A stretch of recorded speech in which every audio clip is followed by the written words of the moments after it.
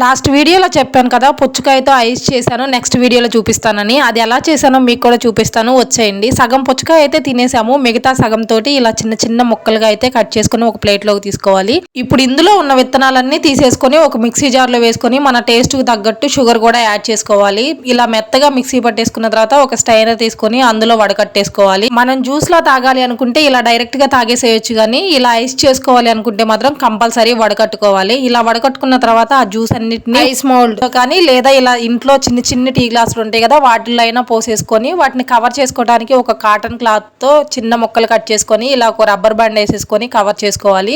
తర్వాత కత్తెరతో చిన్న హోల్ లాగా పెట్టుకొని మధ్యలో స్టిక్ పెట్టేసుకొని డీప్ ఫ్రిడ్జ్ లో పెట్టేసుకుంటే ఒక 8 hours పాటు ఇలా పెట్టేసుకుంటే ఐస్ గడ్డ కట్టేస్తుంది అనమాట. బాగా ఫస్ట్ టైం ట్రై చేశాను, ఎలా వచ్చిందో ఏమో అనుకున్నా కానీ చాలా అంటే చాలా బాగా వచ్చింది. మా హర్షకు కూడా చాలా బాగా నచ్చింది.